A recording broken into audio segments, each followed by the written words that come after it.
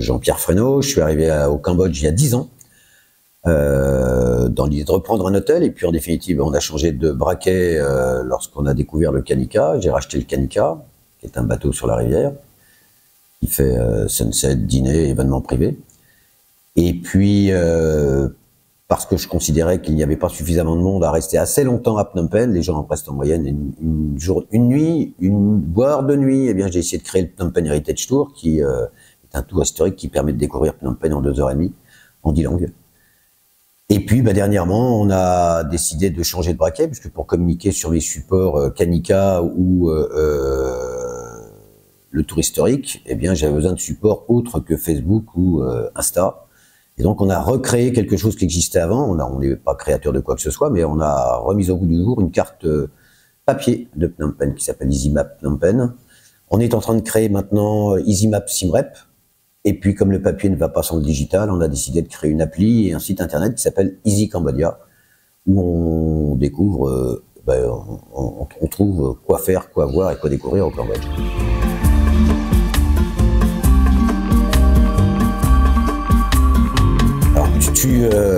Si effectivement tu es touriste ou si tu es local, tu reçois de la famille, des amis, tu as besoin, de savoir où sont les restaurants, parce que l'avantage de l'appli et du site internet comme des cartes d'ailleurs, elles sont totalement updatées, elles sont mises à jour très régulièrement. Donc tous les restaurants, tous les bars, tous les hôtels, tous les rooftops, toutes les attractions, les choses historiques à voir, tout est dessus.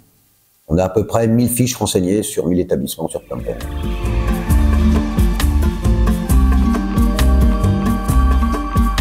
Effectivement, aujourd'hui c'est uniquement Phnom Penh, sachant qu'Easy Cambodia c'est tout le Cambodge, donc on y va par étapes. Ça fait 1 an qu'on a travaillé sur l'appli, elle est opérationnelle depuis maintenant 1 mois et demi. Pas forcément de gros trafic pour l'instant, mais en tout cas on espère que cela va se développer. Et puis on va maintenant lancer SimRep, on pense à Sihanouk, Battambang et Cape Kampot. On a d'ailleurs déposé les noms pour Easy Cape Kampot, Easy SimRep, etc.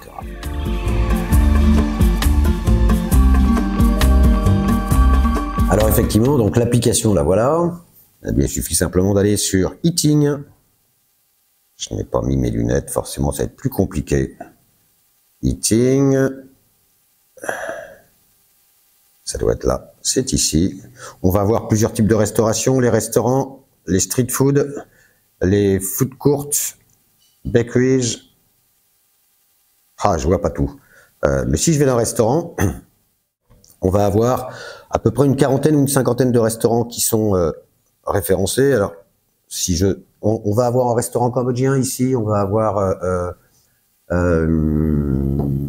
le Bantay Srey qui est sur la 13, on va avoir le Cravan, qui pour moi un des meilleurs restaurants, mais il y a des plus beaux restaurants, c'est une maison coloniale. Et donc effectivement, lorsqu'on va par exemple sur un restaurant quel qu'il soit, je vais en prendre un au hasard, eh bien systématiquement on va avoir d'abord une gamme de photos, et après cette gamme de photos, on va retrouver toutes les informations, les highlights. Donc là ce sont les photos, on va avoir les highlights, on va avoir un texte qui va expliquer quel est le restaurant et sa spécificité, quelques tags, une géolocalisation correcte, et puis derrière toutes les informations, site internet, voire téléphone pour réservation. Si on parle de cuisine cambodgienne fusion, j'ai par exemple un établissement qui s'appelle le Malice. De la même manière, on va y retrouver différentes photos. Donc tu as une galerie de photos à la fois sur des plats, mais c'est également sur le lieu, puisque c'est un bel endroit. D'ailleurs, j'incite fortement le Malice à prendre la main pour modifier les photos, modifier les textes qu'on a pu y mettre dessus.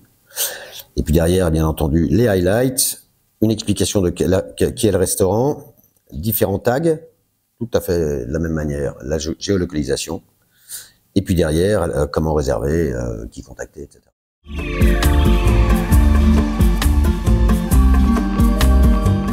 Le modèle économique pour l'instant sur l'application, il n'est pas en route, puisqu'on ne fait que naître, il va nous falloir un peu plus de trafic.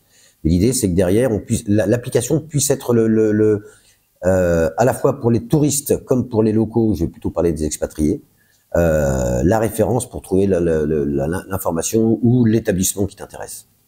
Et là, on aura à la fois sur la home page, mais également dans différentes catégories, la possibilité de se mettre en avant, la possibilité de faire de la communication, la possibilité de faire des événements.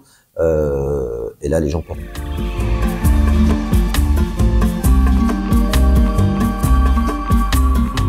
5 personnes à travailler dessus. Alors c'est plus en famille, puisque je travaille avec Xavier, son épouse, mon épouse, moi-même et un salarié. L'idée étant de développer les équipes au fur et à mesure du développement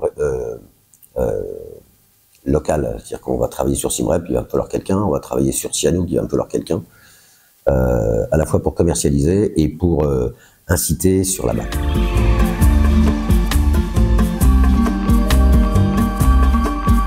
Alors, dans un premier temps, il fallait qu'on commence avec une langue, donc nous avons commencé avec l'anglais, qui est celle qui est plus utilisée ici, à part le cambodgien. On envisage effectivement 4 langues supplémentaires, le français, l'espagnol, le chinois et le cambodgien.